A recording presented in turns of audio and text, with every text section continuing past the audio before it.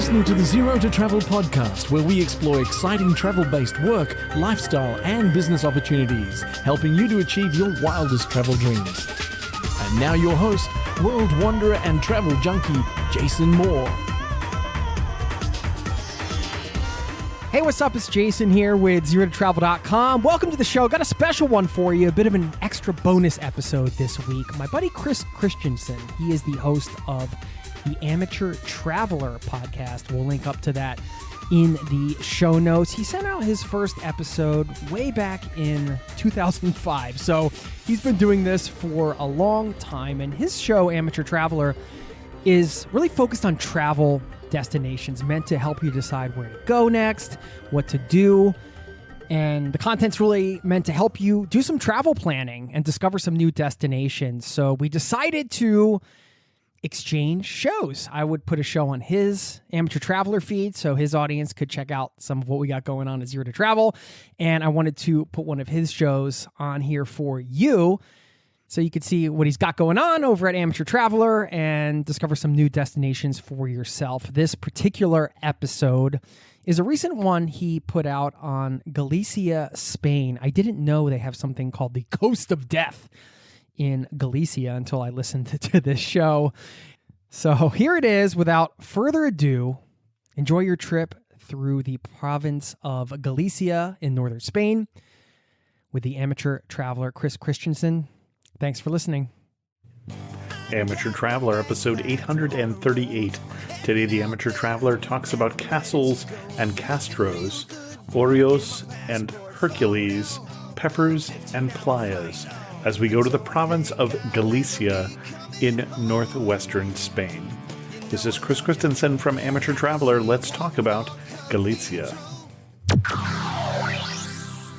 I'd like to welcome to the show Lisa Rose Wright from lisarosewright.wixsite.com/author, and I'll put a link to that in the show notes, who's come to talk to us about a region in northern Spain. Lisa, welcome to the show.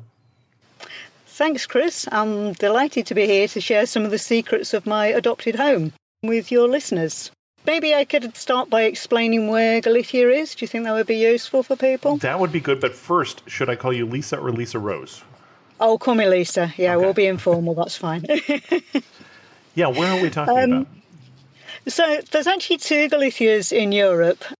The other one is actually in Poland. But we are the autonomous region in the far northwest of Spain, so that's the bit above Portugal. We're bounded on two sides by the sea, the Cantabrian Sea on the north and the Atlantic Ocean on the west. And the next point west of us is actually the USA, about 3,000 miles away. On the east side of Galicia, we're bounded by mountains and then Asturias. And on the south, we are bordered by Portugal and the wide River Minho. So it's quite an isolated region, if you imagine that. It's this small square place. It's only, I think, 11,500 square miles. So we're not particularly big and quite isolated. So that makes it an interesting place, I think. And then why should someone go to Galicia?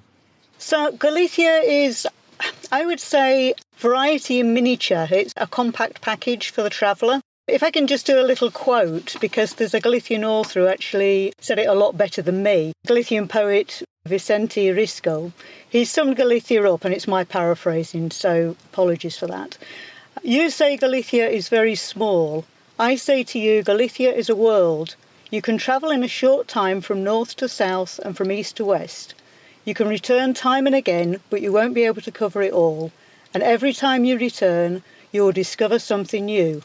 Galicia may be small in size, but in depth, in individuality, it is as big as you wish. Excellent. Do you have any of your own words you want to add on to your author's quote there? Yeah, you can see so much in Galicia in really quite a small space of time. We've got so much history. We've got a weight of history going back 4,000 years to the early Stone Age. The Celts, the Romans, the Visigoths, even the Vikings visited Galicia, and many of their structures actually still remain. We've got Roman walls, we've got Celtic hill forts, we've got Stone Age burial chambers. And if you're a city person, we have very easily accessible cities. Our largest city is only 300,000 people, and the historic centres are all small enough to explore on foot in a day. If you're interested in tradition and culture, Galicia's got more fairs and festivals than anywhere else I know. Year-round there's something to do and visit. We've got gastronomic festivals, Roman reconstructions and Celtic music festivals.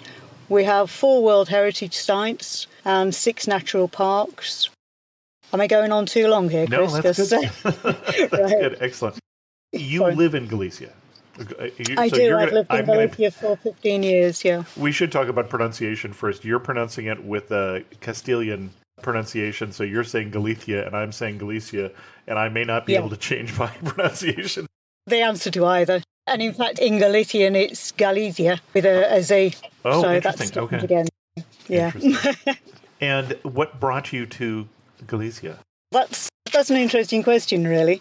The first time we entered Galicia, we actually came over a very high road bridge from Asturias, carrying very large rucksacks while we were walking the Camino del Norte, the north coast route of the Camino de Santiago. Mm-hmm. It was blowing a gale as we walked over that bridge, and it was really quite terrifying. But as soon as we stepped onto Galician soil, we felt like we were home.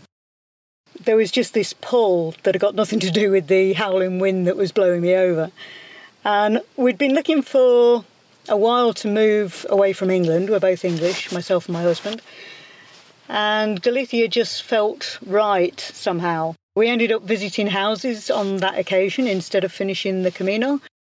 And we never looked back, basically. We eventually found a house 4 years later, and that was that.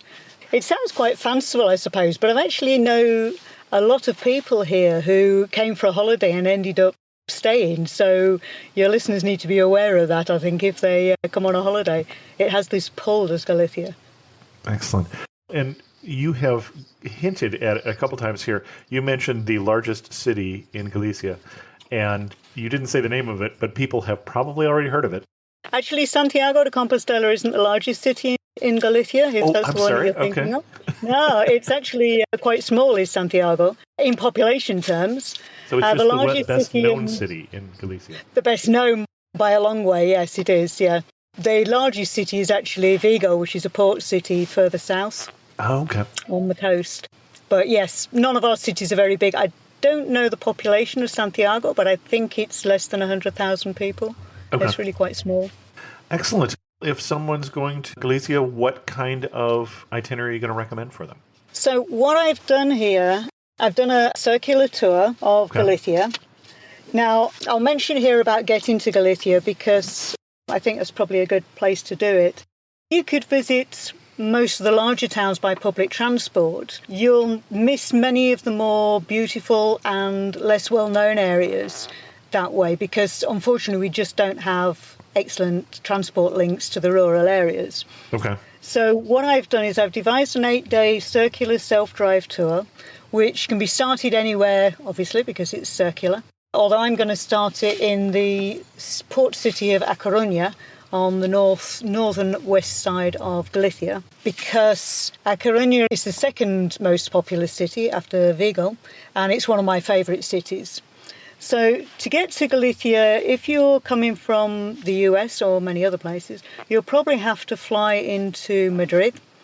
And then from there, you can either hire a car at Madrid Airport. The drive along the A6 motorway is actually fairly picturesque, and it's only 4 hours to Lugo, which is one of the Roman cities on my itinerary. You could alternatively fly into A Coruña Airport, which is an hour flight from Madrid, and hire a car there. Or you could get the new AVE high-speed train link, which is about 2.5 hours, to the city of Orense, and start the tour from there. So there's sort of 3 ways to get to Galicia from Madrid. Okay. If you're coming from Europe, then you may be able to fly into A Coruña or into Santiago airports. Certainly from Britain you can. Excellent. So you're starting us in A Coruña. I'm starting from A Coruña, yes. Yeah, again, that's got many names in many languages, so don't worry about it. The Brits used to just call it Coruña. It's called La Coruña or A Coruña, depending on which language you want to go for, but really it makes very little difference. Anyway, A Coruña is, like I said, the second most populous city in Galicia with just under 250,000 people, so not very big. It's situated on a northwest-facing peninsula, which bulges out into the Atlantic Ocean and creates a sheltered harbour on the east side. There's a lot of the big cruise ships. You could actually cruise to A Coruña if you felt inclined. A lot of the cruise ships stop. It's got a nearby airport, like I said, and it has a long association with the English, both as enemies and as allies, which I'll mention a little bit later on the talk. The main city of A Coruña is sprawled onto the mainland of Galicia, but luckily for us, the sites that are of most interest to the tourists are found on the Borbas headland. Now, I'd like to describe that because it's a strange sort of headland. It sprouts beyond the mainland and is joined to a very narrow isthmus, a very narrow neck, which is only maybe half a dozen streets wide. The Borb looks to me like a sort of E.T. style head, if you can imagine, with a narrow neck and the two bulges either side. That pretty much sums it up.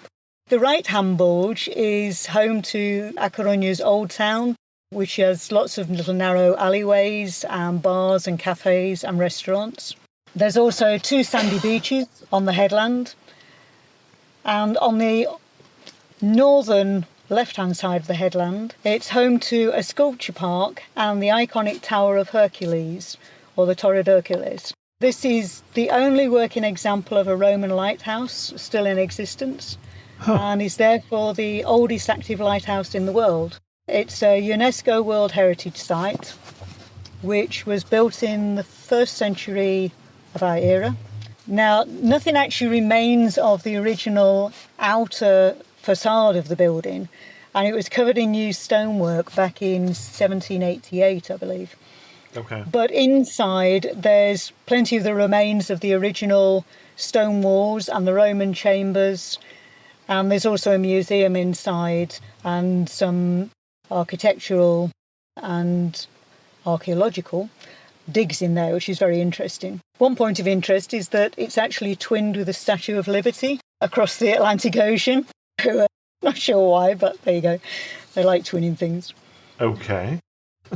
The Tower of Hercules is really worth seeing. It's a fascinating building. It sits on this headland surrounded by greenery, and you can go right up to the top.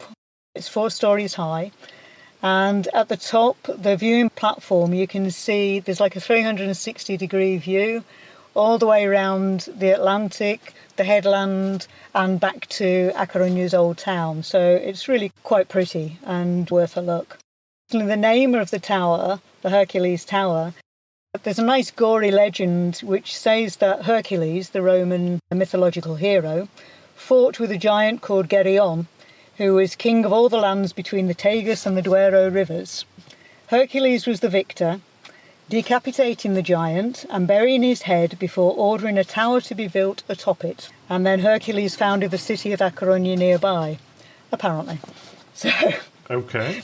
surrounding the Tower of Hercules, there is, as I said, a sculpture park, which is a large green area with some 20 sculptures mainly in stone and in metalwork. Mm-hmm. Many of them depict Hercules and his labours. There's one that stands out for me, which is called the Monument to the Executed, which is a henge of standing stones, and it sits in an area known as Campo de Rata, which is where many people were executed by firing squad during and after the Spanish Civil War. It's really quite poignant when you stand there looking at it. They've got the names of the dead painted onto one of the henges, and there's sort of splashes of red on some of the others to depict the blood that was shed there. So I think that's quite poignant, really. So we're going to start the tour there. The first day I would suggest staying in A Coruña. Mm-hmm. There's lovely bars and things in the old streets in the old town where you can get tapas and the local wines. The last time we stopped, we stayed in a hotel called Alda Galleria, which is a sort of boutique-style hotel right in the heart of the old town, and that was very nice. For eating, A Coruña is a very cosmopolitan town. You can eat anything from Japanese to Thai to traditional Galician food. So It's quite a nice sort of gentle introduction to Galicia, I think, too. Okay. The second day of the tour, we're going to go down the west coast of Galicia, heading along the Costa del Morte, which is the coast of death. A lovely name, isn't it? Why is it the coast of death? It's the coast of death because it's such a dangerous coast for shipping. For shipping. So many shipwrecks have occurred along this coast because there's a lot of rocks, slightly submerged rocks. It's very dangerous. The last well-known ship to sink there was the Prestige oil tanker, which you may have heard of. In 2002, it spilled its cargo onto the beaches and destroyed a lot of seabirds and wildlife. A very bad disaster. But there's been a lot of shipwrecks there, so it's called the Coast of Death for that. A bit of a scary name, but it's actually a really beautiful and wild coast. Quite interesting to drive down and to look at as well. We're going to drive down to a tiny village called Cameji. It's very small, there's virtually nothing there, but it's the resting place of an eccentric German artist who is called Manfred Gnadinger.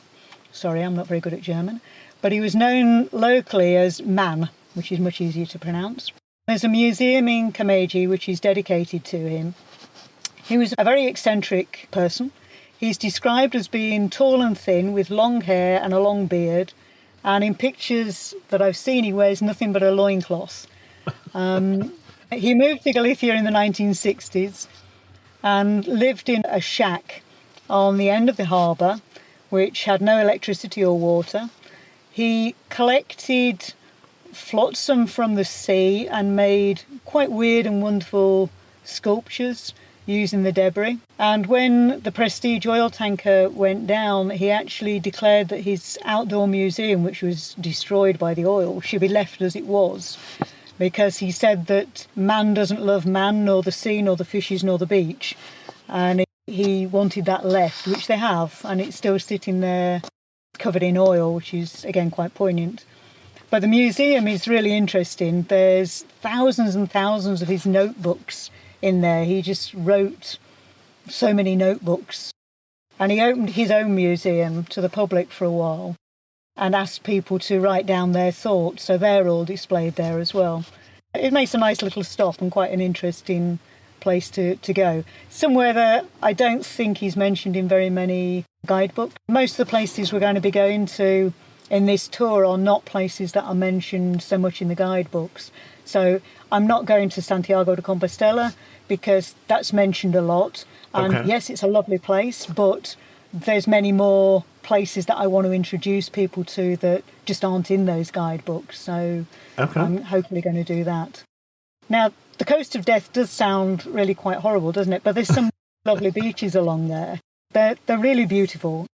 There's an interesting walk called the Camino dos Faros, the Lighthouse Way, which actually goes some 200 kilometres, what's that, about 120 miles, all the way from A Coruña down to Finisterre. And you can do sections of that. If someone's got time, it's really well worth doing a day section because it takes in a lighthouse, unsurprisingly, on each section of the route. And it goes along cliffs and along beaches, and it's really quite stunning. We did a 14-kilometre, 9-mile walk from Cameji to Lashi, which is a small seaside town, in a day, less than a day, a long morning. It was very pretty, really worthwhile walking along both the headland and beaches, so that's quite nice.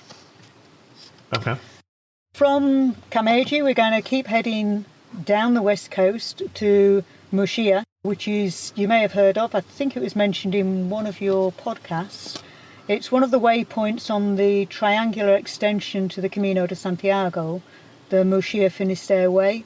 I think was it Linda that walked the Camino de Santiago? And I think she went to Murcia. And on to Finisterre, yeah. So Murcia is very interesting. It's got a building called the Sanctuary of the Virgin of the Barge, which is quite iconic. It's a large stone church. It was first built as a hermitage, but the spot where it was built was sacred to the early Celts many years before as a place of worship and of magic too. It sits on the headland, and beyond that there's just sheets of granite rock with irregular boulders on it that have magical names and properties. There's the oscillating stone, which wobbles if you go near it, and the lover's stone, which you can guess what properties that might have for people that are looking for love. I have some ideas. And apparently the Virgin Mary was actually said to have arrived on this coast in a stone barge to give inspiration and comfort to St. James of Santiago, who was struggling to convert the pagans of Galicia. And the large erratic boulders are said to be the remains of the Virgin's boat. It's interesting that this legend has quite a lot of the same themes as that of the Apostle St. James or Santiago, who again landed in Galicia in a stone barge after his death in the Holy Land. So there's quite an interesting little legend there. And the after his death part is the only part of I have a little trouble with from a historic point of view. His body was apparently put into a stone barge in, I believe, Jaffa on the coast, and apparently sailed to Galicia, where it was washed up, and then his bones were found in the Field of Stars, the Compostela. So the legend goes, yep. So the legend goes, yes, which has to be true because his bones are in the church in Santiago. So obviously it's true. And I'm not going to say any more about that. So. I'm staying away from that one. We're not going to get into that argument at all. But it's a really interesting place to stay. I like Murcia. It's a very pretty place. There's a couple more little churches and chapels that are really worth looking into as well, all stone built. So quite a nice little place to stay. And you're practically at the westernmost part of Spain here in Murcia. Almost. We'll actually get to that on the following day. So from Murcia, we'll head down to Finisterre, which is not quite the westernmost point, but it's near enough. The next place really from Finisterre heading west is the US. It's pretty much the westernmost part of Galicia, and the traditional endpoint for the Camino de Santiago, where pilgrims symbolically cast off their walking clothes and then sit on the beach and watch the sunset across the Atlantic Ocean. The Murcia Finisterre Way is one I've not walked, but I'd quite like to do it. It's a triangle with about 80 kilometres, 50 miles on a side. So it's about, I think it's supposed to be about a 6-day triangle, something like that. Okay. Which is quite interesting. Now, one of the things I want to pause and interrupt here because I've been trying to track where you're going as you're talking about it. And of course, we run into this issue that every name you use, there's another name for the same place. And you mentioned something about the Celts, and that's certainly one of the reasons why we have different names here is that this is a Celtic region. We didn't really say that there is still Celtic influence in Galicia. There certainly is, yes. We still have Celtic music. We have a variety of bagpipes called gaitas, and Galicia is actually one of the 7 Celtic nations. So yes, there's a lot of influence. And as I said, we've got a lot of Celtic hill forts too. There's over 3,000 Celtic hill forts in Galicia. Oh my, okay, I did not know that. So yeah, a lot. And that's only the ones that are known. There's actually one literally just up the road from where I'm sitting. It's derelict, but it's there still. And I'm assuming then we're talking Iron Age forts, roughly circular forts at the top of hills. Okay, got it. That's right, yes, we are indeed, yeah.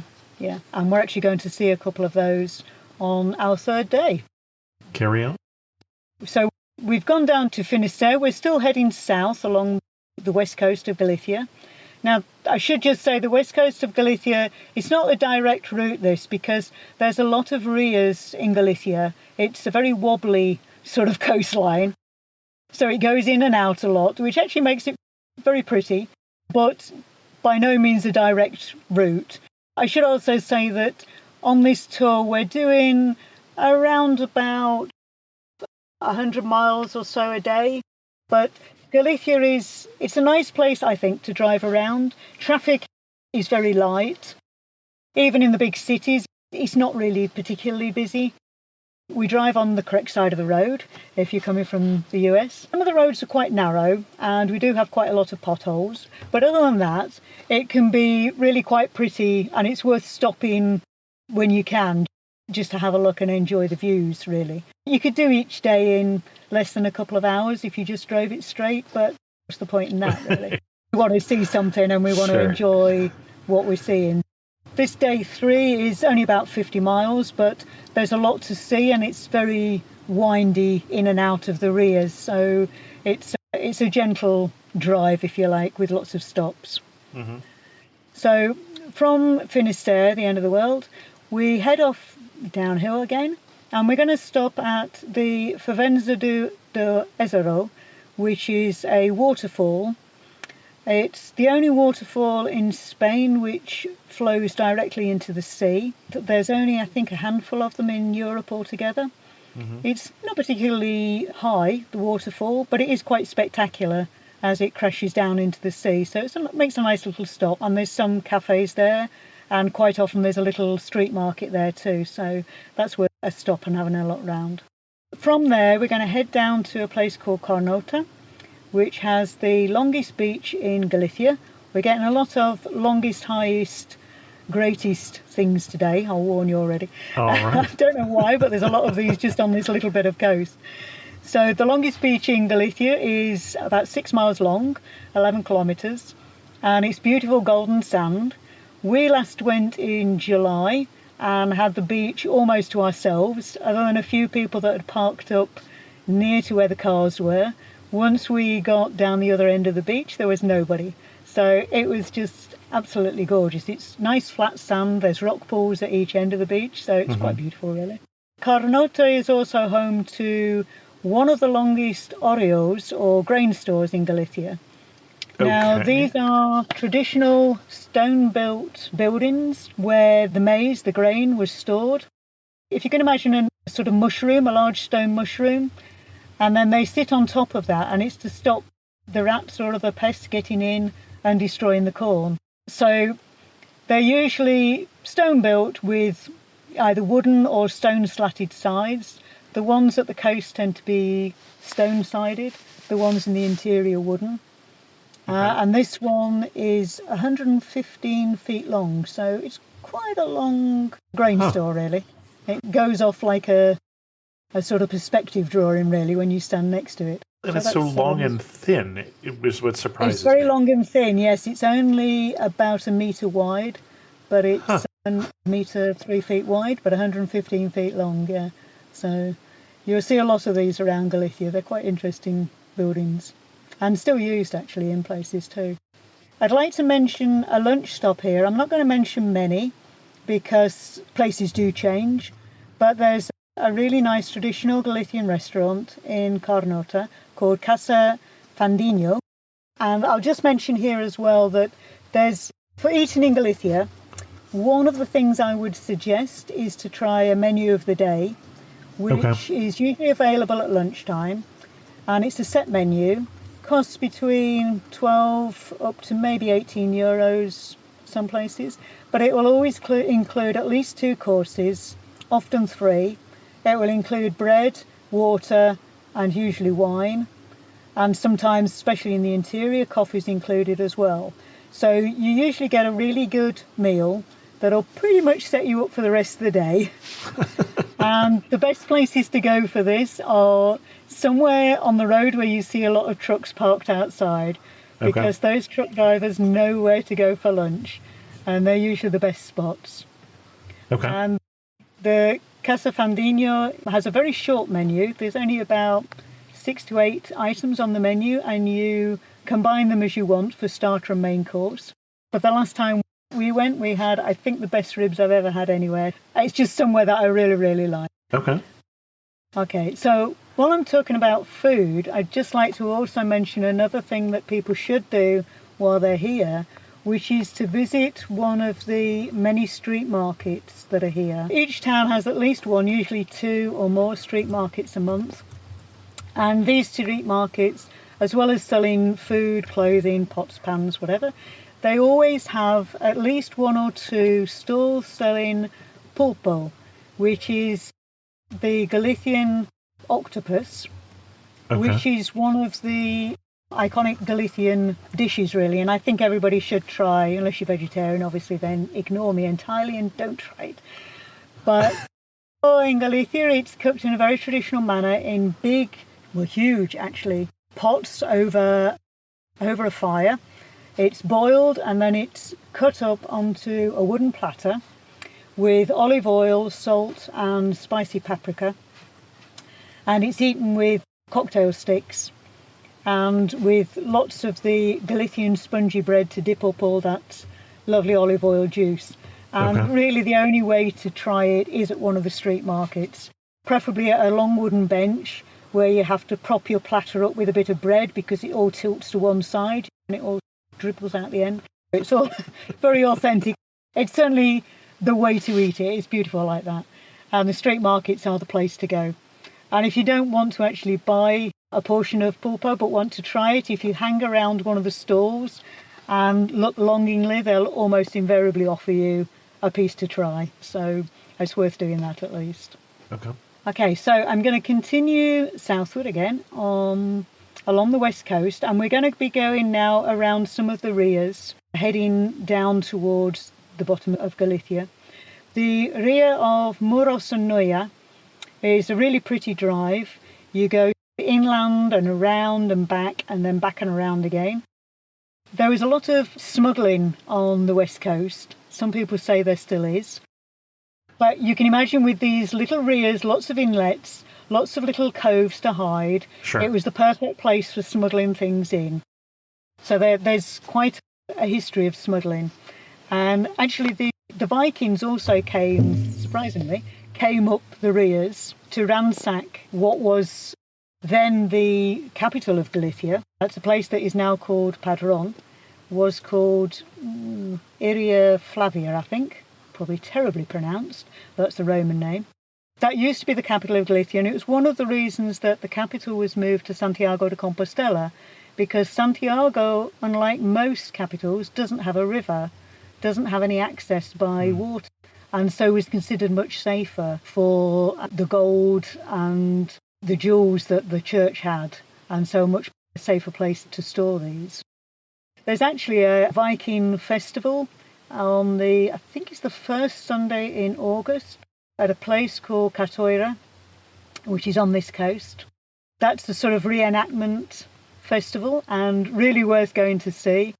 They not only dress up as Vikings and Celts and have battles, they also have two genuine Viking longships, which the Galicians actually went to Norway to find out how to build them and brought them back.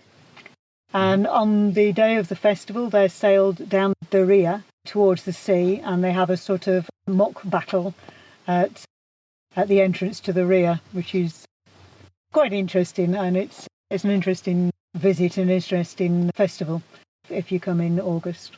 So we're continuing to head south, and we're going to go next to one of the Celtic hill forts called Castro da Baronia, which is Castro is the Spanish name for a hill fort or fortified settlement. And this one is just beyond the port town of Porto do Son. And for me, it's one of the most jaw-dropping of the fortified settlements at all, because it juts out into the Atlantic Ocean on a low mound. Really quite stunning, I think. And you can still see the roundhouses. The first time we ever went, there was only a little wooden sign that said sort of Castro this way, and that was it. They do actually have an interpretation centre now, so there's a little bit more there. But it still sits very isolated on that coast. I think with the Castro da Baronia, you can feel the weight of all those thousands of years of history. And I can still imagine the inhabitants on that very isolated mound living their lives, really. A little further on from the Castro, there's an even older structure, which is a dolmen, or a Stone Age burial chamber, which is literally just a small, sort of cleverly balanced stone table sitting on top of three more large stones. But it sits in a parkland of trees, isolated, 4,000 years old, and it's just sitting there, just waiting for people to come and have a look at it. So again, I find it quite astonishing, really, the amount of history that we have here, really, just sitting waiting to be discovered, if you like. From there, we're going to head down to one of the natural parks of Galicia, which are the sand dunes of Corrubedo, which is on the tip of the peninsula. It's supposedly the largest mobile sand dune in the northwest, and there's a legendary city called Valverde, which is supposedly buried beneath the sand dunes. I don't know about that, I've never dug for it, but they're worth going to see. It's just another of the natural wonders that we've got in Galicia that are just quite interesting, really. Okay. And we're going to end our third day just around the corner from there at a small town called Pobra de Caraminhal. There's a highly recommended Casa Rural there called Entre os Rios, between our rivers. Our fourth day, we're heading down along the Rio de Rausa and inland to the Roman city of Orense, taking in hot peppers and hot pools on the way. Okay. So first we're going to head to Padron, which is just south of Santiago de Compostela, and where the original capital of Galicia, or one of the original capitals of Galicia, was. Padron is famous for its small green peppers, pimientos, small peppers. Okay. They're called pimientos de Padron, and they're served deep fried and sprinkled with sea salt. Now, these are genuinely just tasty little peppers, but every 10th one has a chili bite. So they're often called the Russian roulette of peppers. Now, I love chili. My husband hates chili, so you can guess who's the one that always gets the chili one. And we always have these sort of, it's going to be that one's the chili one. So I try it. No, that's not chili. He tries the one I don't think it is. It's chili. It's quite interesting that those peppers were, apparently the seeds were brought back from Mexico in the 16th century by Franciscan monks. And they actually developed the strain of peppers in one of the monasteries there. Quite interesting. There's apparently, interesting fact as well, over £33,000 worth of Padron peppers are grown each year. That's 15,000 kilograms grown. And they have a fiesta at a nearby town called Urbon in August, and they give away some 4,000 pounds of, or 2 tons, 2 American tons of pimientos during that weekend. So if you like peppers and want to try them, then again the first Sunday in August is the time to come down to Urbon and try some peppers, chili or otherwise. All right. So while I'm talking about festivals, we have many, many, many festivals in Galicia. I've got quite a thick booklet that's the festivals of Galicia. There are just so many. You can pretty much find a festival, I think, almost any day of the week. But some of the best, to my mind, are the gastronomic festivals. And quite often they are just like one thing. There's the pimientos, like I said. There's a festival of bread in a village quite near to us called Thea, which is very famous for its bread. And they even have a walking route that takes in all the bread ovens, which are traditional stone wood-fired bread ovens. In October, there's a festival of seafood at a fishing village called Ogrobe, which is quite near to where we're heading on this tour. And that's really worth going. It's the first 2 weeks in October.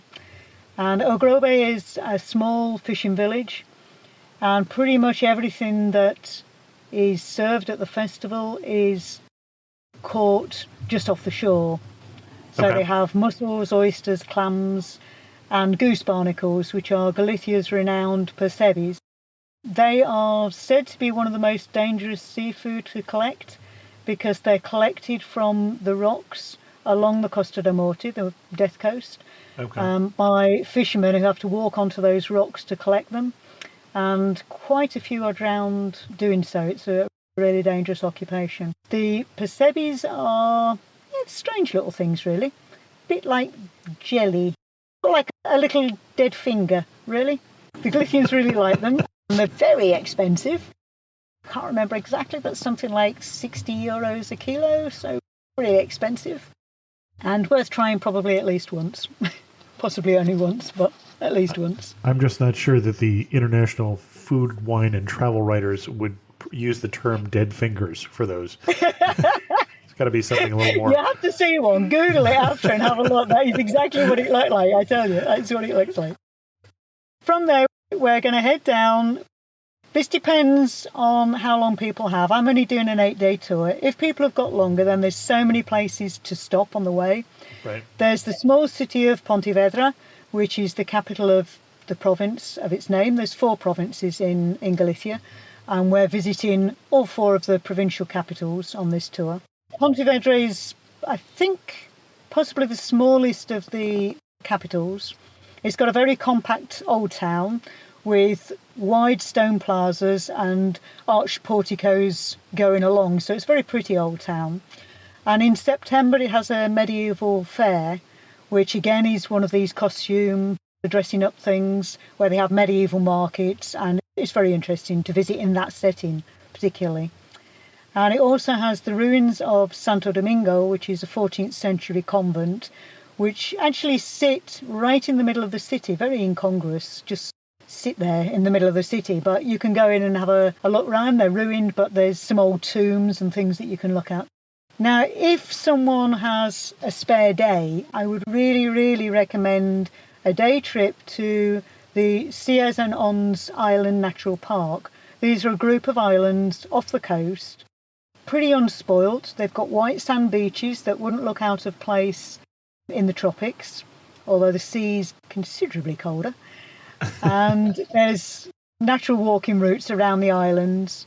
Really, really, really pretty. They're not open all year round. Booking is essential. And at certain times of year, you do need a ticket to actually land on the island. So if you are booking, you do need to make sure that whoever you're booking through has actually got you the tickets to land. The last time we booked, I had an argument with the company because they said we didn't need them, and I said we did, and they found out we did. And good job I checked, because we wouldn't have been able to land. So it's worth checking. But they are really beautiful. I'm assuming this is something we're going to do certain times of year, which begs the whole question of, for this itinerary that you're giving us, what's the best time of year to do it? Oh, that's difficult. Like I say, there's so many things to see. The tourist season in Galicia is sort of July, August time. That is it. That's when Galicians go on holiday. Okay. That's when they're going to be on the west coast at the beaches. That's when it's going to be busiest. So I would actually avoid that season if you could, personally. The shoulder seasons, September, even into October, and May, June are really beautiful. We can have some lovely weather at that time of year. We can have some terrible weather at any time of year because it's Galicia and it's green and it can be wet. But quite often September, October or May, June are really beautiful months here. So they're the months that I would suggest, I think. And there's some good festivals in those times as well. Like I say, there's the El Grobe Festival is in the beginning of October. Okay. The Medieval Festival in Pontevedra is in September. And there's a couple of festivals in June that are really worth going to as well. So I would say those sort of times if you could. Okay. But to be fair, even if you come at the busiest time, this is not the Costa del Sol. This is not somewhere where there are millions of tourists loitering about. It's just not that sort of place. Tourists you're likely to get are going to be Galician tourists, or maybe tourists from Madrid, where it's far too hot in the summer, or from the north coast, where they come over to the west coast in summer. There's not a huge amount of tourism, which I've never really understood, because it's such an amazing place. I've never really got it. That's life. Anyway, maybe after this podcast, we'll get lots of tourists. And then I'll say, darn, I wish we hadn't done that. But anyway. So from the coast, we're now going to head inland to the Roman city of Orense, which is the capital of the province of that name. Mm-hmm. It's the third biggest city in Galicia. It's got about 100,000 inhabitants. But Orense very rarely gets into the guidebooks. It's the only landlocked province in Galicia. Okay. But it's on the Rio Minho, which is the big river that actually forms the border with Portugal and flows out into the Atlantic Ocean. Got it. And Orense is known as the City of Water, and it's also the Galicia's thermal capital. It has thermal pools and more than 3 million litres of thermal water, which run from the various sources every day, every single day. 3 million litres of water. So that water's heated up underground and is then forced to the surface. There are pools all the way along the River Minho in Orense, and there's a couple of thermal pools actually in the city, old city centre itself, an area called As Bogas, where there's a pool which is actually free to go into. It's a stone-lined pool, and you can sit in there in water, beautifully warm. It's about 100 Fahrenheit, 40 degrees centigrade, so lovely and like bath water, really nice and warm. And it was actually first settled in the Roman era, or first settled as a thermal tourism spot in the Roman era. Okay. A Roman camp was actually settled. The Romans really liked their hot pools. They liked thermal waters. So they settled a camp near to the Minho River, and that gave rise to the area called As Bogas now. There's a large fountain there that was built, I think, in the 1800s, and the water that comes out of that is actually at 140 degrees Fahrenheit, so something like 60 degrees centigrade, really hot. And it's said that if you're able to pray a whole Our Father with your hand under the water, that you will be blessed. I think you'll probably be blessed with a burnt hand, but you will apparently be blessed. And that is the heat of the water as it's actually pushed out of the ground. There's places in the Minho River where you can actually walk into the river and burn your feet because it's so hot, which is quite astonishing, really. Orense it's got a lot of things going for it, I think. It's got the thermals, it's got the river, you can walk around the river. It's a nice 8-mile walk around the river, nice and level. It's got bridges, it's got an old town, very nice old town. So we're going to stop there. We're going to stay here overnight and have a lazy day on day 5, just really looking around Orense, and it's only going to be a very short drive on this following day. Orense has plenty of places to stay, lots of hotels. The last time we stayed, which was at Christmas, we stayed in a Part Hotel, which is a very new apartment, which is a renovated old stone building right in the centre of town. Was, I think, the nicest apartment I've ever stayed in. It's called Morar Apartments, Morar, and it was just absolutely stunning. They've kept the building true to itself, so they've got the stone hallway, the original windows, but with double glazing in. They've done everything to keep it as it was, and I think there's a lot of our own old stone buildings in Galicia that are becoming run down, and it's such a shame. And I think it's lovely to see something being done with some of them and them being renovated, and hopefully if tourists come and stay in them, then more will be renovated, because they're just falling down, and it's a crying shame, really. It is. Anyway, that's me. I love architecture, and I love old architecture, and You're preaching to the choir here. Yeah, sorry. Shut me up, shut my mouth. So on day 5 we're going to have a nice lazy day exploring the city of Orense. It's got some great shopping streets, which we haven't mentioned shopping yet, but there's plenty of shopping streets.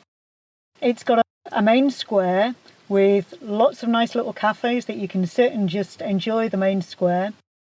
It's got cathedrals and tiny alleyways with loads and loads of lovely coffee shops. The Liceo is a theatre building, a historic theatre building, where you can get a cup of coffee as well as going to the theatre.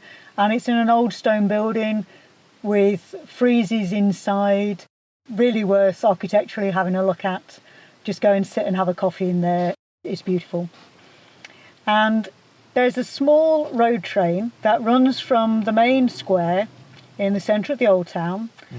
And I think it's around €1 fare, and it crosses over the Minho River, over the Roman bridge, and heads up to the thermal pools which are lined along the Rio Minho. And it's a lovely little, very bouncy route.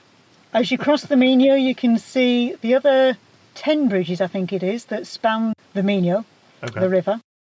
They vary completely from the modern Millennium Bridge, which was built at the turn of this century, which is all white tubular steel with wavy lines, and you can actually walk up and over that. I'm waving my arms around. That doesn't help at all, does it? A stunningly modern bridge. It is, yes. To the clean lines of the stone-built Ponte Nova, the new bridge, which was built in the 1800s, so not that new, really. And all the bridges are completely different, so it's quite a nice little ride. And when you get to the other end, make sure you've got your swimming costume and your towel. And there's a series of, I think, about 8 pools along the river. Other than one, which is paid, which is a private one, all the others are free to use at the moment. And all you need is you have to have your swimming costume, and you're not allowed to wear, obviously, outdoor clothes or shoes in the pools. So they're all just chest height. You can sit in lovely hot water, and it's great if it's a cool day to just sit there and watch the steam rising and look out at the river and at the trees. It's set in a parkland, so it's really very pretty. And if you like thermals, then I think they're gorgeous, really. Okay, and this is the thermal train, I think is the name of this correct, little yes. tourist train. That's right, it's a little tourist train, yeah, that's right. And I should say that the water's mineralised, and it's supposed to be very good for lots of different conditions, as these are, but I just like it because it's relaxing, really, you know. And did I mention it's free? Yeah, it's free. Oh, okay. Can't understand. So back in the city centre, one of our favourite restaurants is called Maria Andrea, and that's in a historical building, which is interesting in itself and has got a very interesting history, which there's a little notice on the wall that you can read all about it. So that's quite a nice stop. And then after lunch, we're going to head eastward to the city of Monforte de Lemos, which is just 35 miles away, 50 kilometres away. And that sits in the centre of a flat plain encircled by hills. The roads running across the plain are arrow straight. They're like Roman roads, and they all head towards Monforte, passing through a patchwork of green fields and little villages. And in the very, very centre of this plain, you've got a tall, narrow hill that looks like a wizard's hat. So if you can imagine, the brim is the flat plain with the mountains around. And then in the middle, there's this very tall, very narrow mound, which is the old town of Monforte de Lemos. And on the very top of that is a 17th century Benedictine monastery, which has been turned into a parador, which are the Spanish government-owned luxury hotels. Yeah. And that's where I would actually suggest staying the night. They're not always as expensive as you would expect. There's quite often special deals on. They quite often do special deals with dinner and breakfast included. And anyway, what the heck, spoil yourselves, because it is a setting that is incomparable, really. You've got views all the way around. Paradors. Sorry? I'm a big fan of the Spanish paradors. They are amazing. They're always historic buildings. Right. And as I say, quite often they're situated just amazingly. And this one is, I just said it, it's beautiful. You've got views all the way around from the top. Monforte itself has a history going back to pre-Roman times as a Celtic village. The Castro was probably around where the Parador is now, so it was probably on the top of that mound. But it was destroyed in the 8th century by the invading Moors, who did actually get up to Galicia, although some people say they didn't. But they never bothered to settle Galicia because it was just too cold for them. So they just took the money and ran. They didn't bother with us, really. But the name Monforte, which is the fortified mount, was first mentioned in a document in about 1190 by Alfonso IX. And in 1456, the land was given to the Counts of Lemos in perpetuity, so that's why it's now Monforte de Lemos. Got it. The hill itself, as I said, is the old town, the old medieval town, which actually hugs that hillside going all the way up. It spirals around it. And you can see the remains of the old city walls and the last remaining archway into the old town. And the houses going up there, some of them are derelict, some are not, but they're all stone. And some are so tiny. I'm only 5'2", and I can actually not get under the doorways of some of them. I actually hit my head on the first floor balconies. So they're just like some really of us tiny. are used to that, but I bet you're not. No, I'm Not at all, no. I fit under Galician doorways quite well usually, but even me. Yeah, and actually Monforte also has a medieval fair in, I think it's April, which again is mainly in the old town, and that really makes it come alive with all the stores and the medieval dress and the eagles and people doing birds of prey and whatever. So that's worth looking at if you get over in, I think it's April, I'm almost sure it's April. Yep. It is. Ah, good, you've checked, well done. At the bottom of the old town, the new town is not particularly pretty. Most of Galician newer towns, I have to say, aren't pretty. They tend to be 60s built apartment blocks. But at the base there is a lovely park called Parque dos Condes, the Count's Park. And it's lovely to eat a picnic lunch there on the benches, overlooking the ducks. There's lots of ducks on the River Cabe, and you can actually hire, I think, canoes and possibly pedalos along the river too.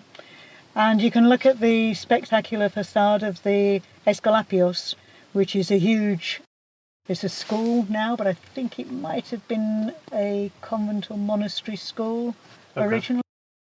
And that's quite spectacular. And you can either then drive up to the Parador, or if you're feeling energetic, you can actually walk up. Now, it's a very steep walk up the old town, but it's actually a lot quicker than driving because you have to go such a long route round to spiral up. It's really a steep, short walk to the top. And then you can have a nice cup of coffee in the Parador Cafe.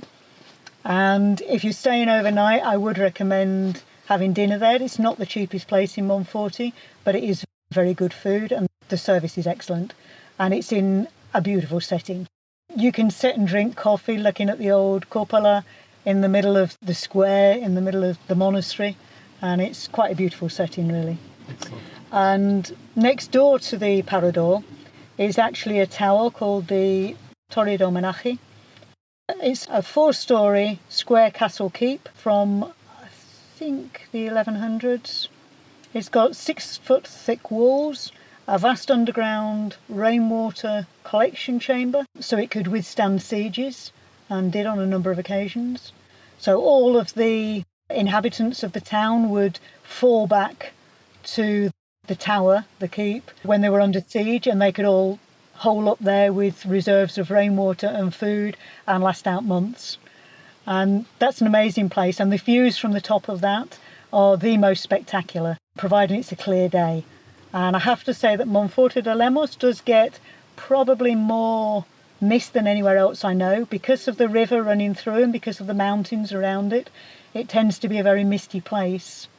And quite often as you come in, you can see that Parador floating on a sort of island of mist as you drive towards Wonderful.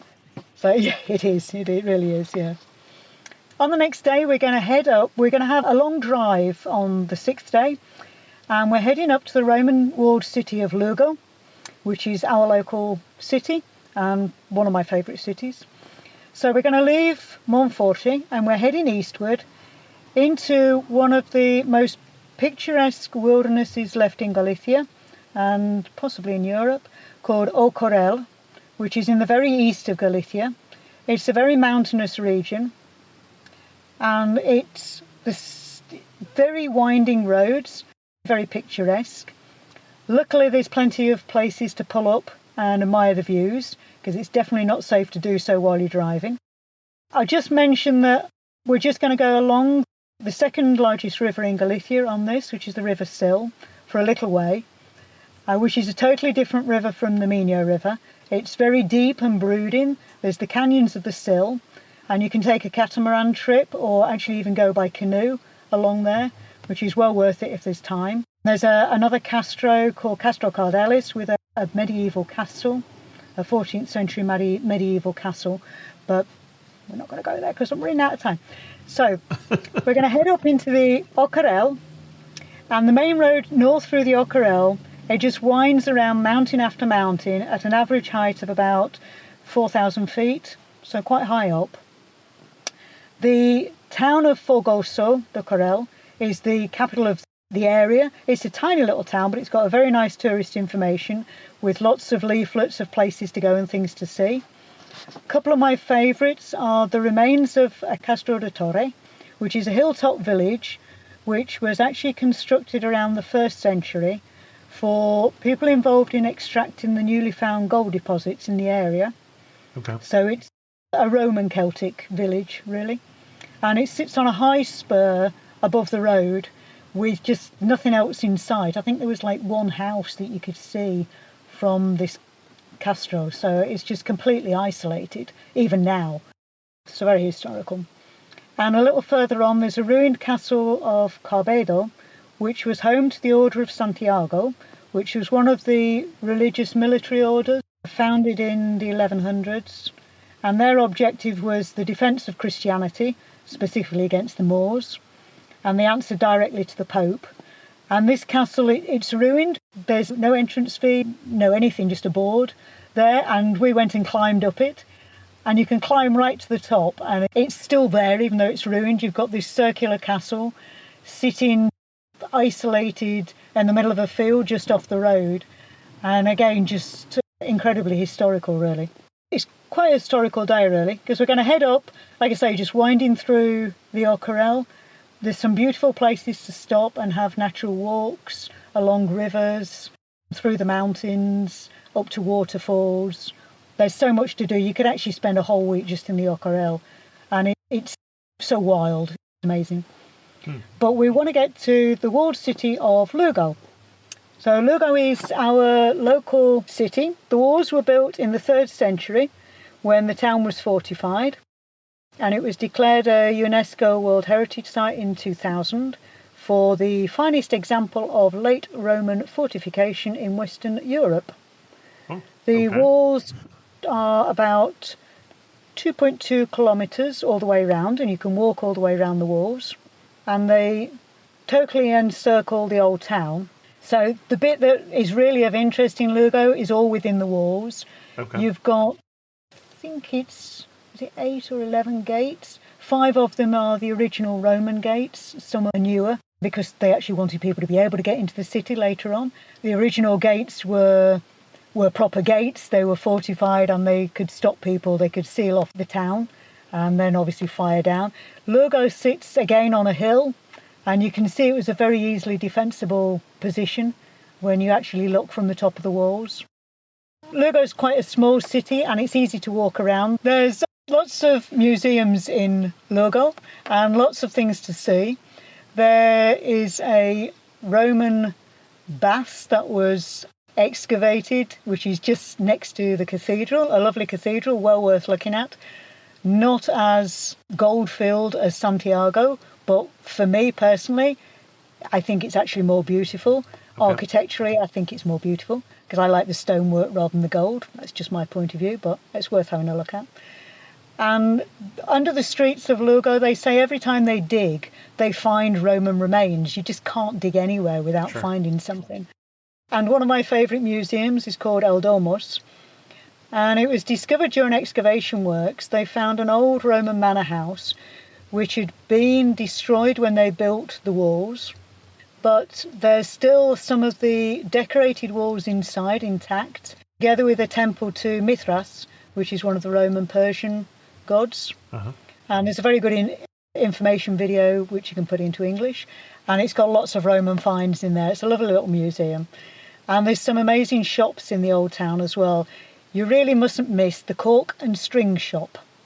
I don't know what it's actually called, but everybody calls it the cork and string shop because it sells corks and string, and that's all it sells.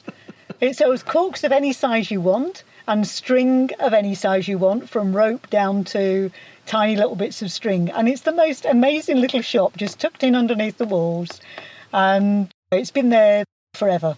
And there's a lot of those little sort of shops in Lugo that you can just find places like that. And the other thing that I need to say about Lugo is it's one of the best places for tapitas, which are like a small tapas. So instead of ordering a tapas, which is a bit bigger, you usually get a free tapitas with every drink that you order. Sometimes in Lugo you even get 2, one from the kitchen and one from the cold plate, which they will circulate around. That's a lovely way of trying various delicacies. And you can walk around the area around the Plaza de Campo. Is lovely for bars, little alleyways. You can just pop in bars and try the tapitas. It's a really nice evening to spend doing that. So from Lugo, the next day we're going to head up to the north coast, which is completely different from the west coast of Galicia. I'm doing a circle around not all of Galicia because I can't quite get it all into 8 days, but I'm trying to cover all the different aspects, the different sort of interesting places that I can. On the way up, we're going to stop. I would stop for lunch at Parellada, which is a grill, in a place called Mira, the Parellada au Pozo, which is an excellent place for a menu del dia, menu of the day lunch. I think it's around €13. Very good food. And on the way up, we're also going to stop at Villadonga, which is another Iron Age Castro site with a museum and an information office. And this one was actually discovered by a couple of people ploughing the fields, and they dug up a gold torque, a necklace, and a few other things. And then when they started to dig, they found, I think it's actually the largest Castro in Galicia, and they've only excavated something like half of it so far, and it's huge. And it just sits on quite a low mound, but this area is called the Terrachar, which is a very flat area. Although it's high up, it's flat. So it's like a sort of plain. And it sits there, it's very wild, pretty windswept, and another really interesting Castro to stop at. And a little bit further up, there's a town called Apontenova, which has a series of huge lime kilns. These were circular towers which were used to process iron ore for steel export to Britain and Germany. And ironworking has apparently been in Apontenova since at least the 15th century, so quite a long time. And this town was particularly well placed because it had the Ao River, it had plenty of wood to make charcoal to fuel the kilns, and it had a lot of iron as well. So it's an interesting historical town. And there's a couple of nice, quite short walking routes in the town. The oven route, the Ruta dos Fornos, which is the kilns, and the mines route, the Ruta das Minas, which are worth a short walk around. They're only a couple of hours, I think, each one. And we're going to head up to the north coast to the town which is the entrance to Galicia, Ribadeo, and that's where we first walked into Galicia. And along the coast from there is La Playa de Augas Santas, which is a beach better known as cathedrals, or the cathedrals. And it's a series of natural rock sculptures on the beach, which are up to 30 metres high in quite magnificent shapes with sort of strata. You can see the different levels of the rocks on these, and you can actually go down onto the beach, although you do now need tickets to go onto the beach, and at some times of year you would need to book it. But I actually think it's just as spectacular looking from above. You can actually look down onto the beach. So the north coast of Galicia is completely different to the west coast, but it's still beautiful. It's got lots of natural little coves and inlets, and there's a couple of seaside towns that I really like. One's called Foz, which sits on a ria and has beaches on the ria and on the Cantabrian coast as well. And the other one is a town called Vivero, which is a popular tourist resort, and it was an important commercial port in the Middle Ages. And the steep old town leads up to a 14th century Gothic stone-built church called San Francisco, which is an interesting church. You don't see many octagonal churches, and it's quite a pretty stone. That's right at the top of a steep hill. So on the last day, we're going to head around the north and back down to A Coruña. So we're going to go via Ortigueira, which hosts a Celtic music festival each July. And it's got some lovely beaches nearby, quite often deserted beaches if you're outside of the main season. And we're going to call in at Ferrol, which is a former naval base and a shipbuilding port across the ria from A Coruña, and the 16th century castle of San Felipe, which, together with the two on the opposite side of the ria, guarded the ria from invaders. Between the castles, they used to run an iron chain across the ria, and effectively blocking it to ships that came down the Ria. San Felipe there's still quite a lot of the castle left, and it's free to enter. And you can actually still see part of the old iron chain running underneath the Ria. And you can see, when it's not misty, across the Ria to the old castles opposite, San Martin. And from Ferrol, we're going to head down into another natural park called Fragas Dume, which is a 22,000 acre, 9,000 hectare natural reserve of temperate rainforest or Atlantic forest. It's a very humid forest, so it's home to native species of trees like oaks, sweet chestnuts, things like that, but also for many ferns and mosses. And it's got that sort of damp, warm feeling to it. There's running water everywhere. It's beautiful. There's a monastery at the top of the hill called San Cavero, which was built in the 10th century. And there's actually a lovely walk. It's about 6 kilometre circular walk, which takes you up to the monastery along a roadway and then down through the forest itself, which it's a relatively easy walk, but it's a bit steep and a bit rugged in places. You have to climb over tree roots and boulders and things like that. But a really beautiful walk back down to the river.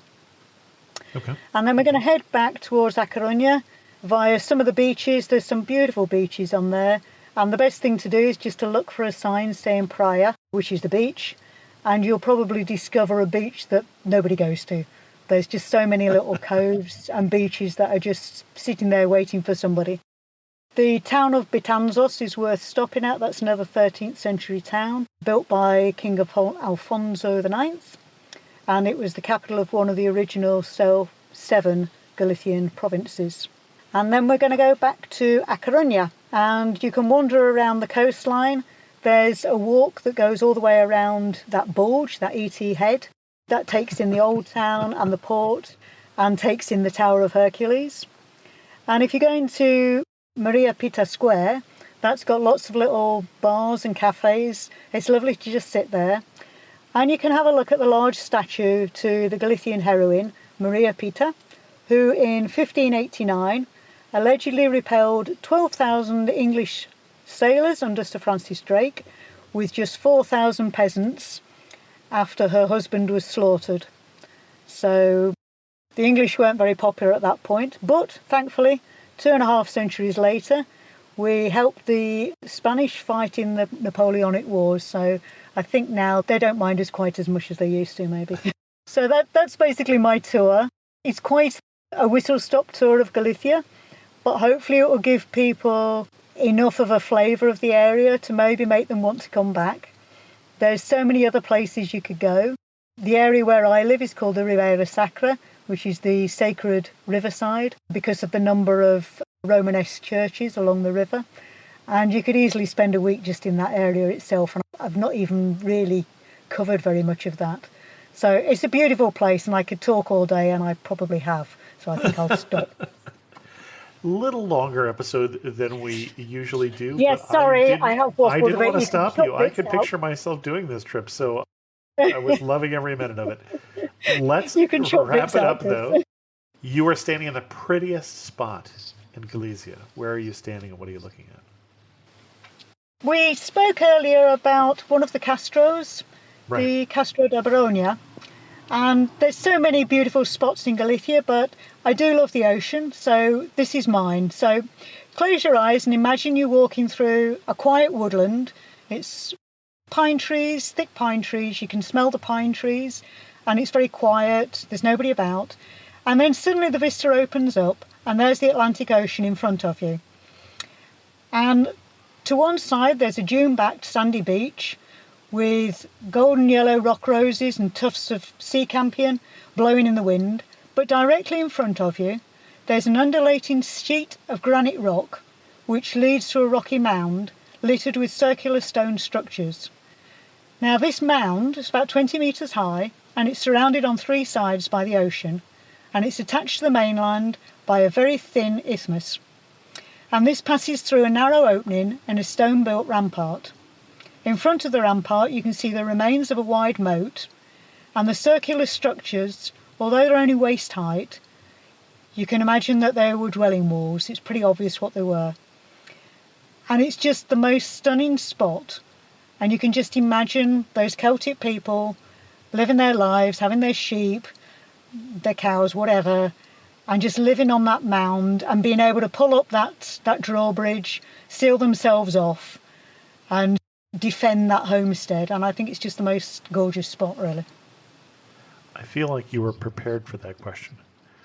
I was, yes. Yeah, sorry about that. I wasn't. That is okay. I do not mind preparation at all. One thing that makes you laugh and say only in Galicia. Oh, Galicia there's so many things about that, but I think what I'll say is actually the hospitality in Galicia. Okay. It's not so much make you laugh, but it's certainly only in Galicia, I think. Tourists, you have to remember, are still fairly rare beasts in Galicia, especially foreign tourists. That is somebody who's not Galician. Most Galician tourists are actually Galicians. And we're still a bit of a novelty. And I think if you make just a little bit of effort, then the Galicians will love you for it. And their hospitality will know no bounds at all. So as an example, we have workaways, helpers at our house. And we took a couple of New Zealand helpers to our local sardine festival, which is every June on the eve of St. John the Baptist Day. Okay. So it's the 23rd of June every year.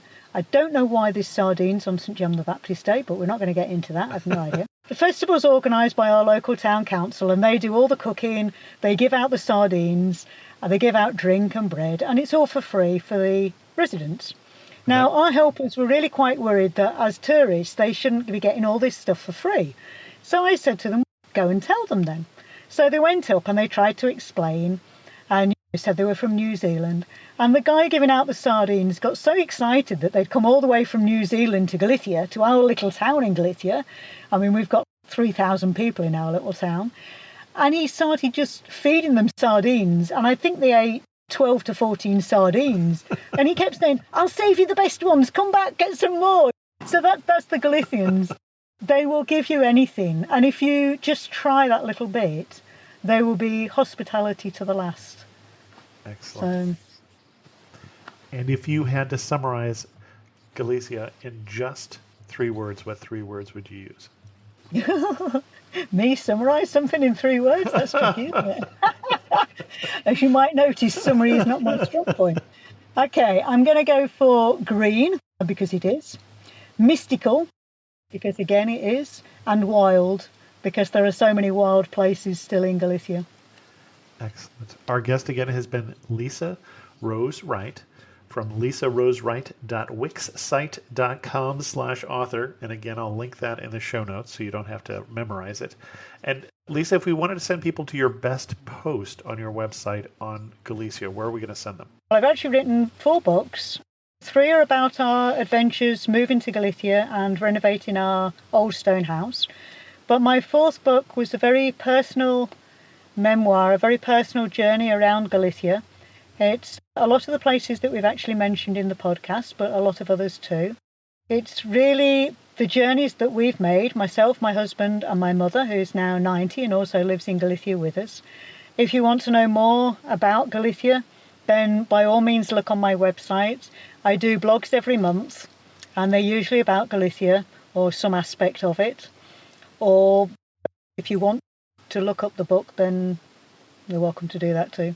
And I assume we're talking about the book Pulpo, Pig and Peppers Travels Around Galicia. That's the one, yes. All right, I'll put a link to that in the show notes. Thank you, Chris. Lisa, thank you so much for coming on Amateur Traveler and sharing with us your love for Galicia. I could, as I said, picture myself doing this road trip. It was a wonderful opportunity to talk to you. Well, do contact us if you ever do. I'd love to show you around.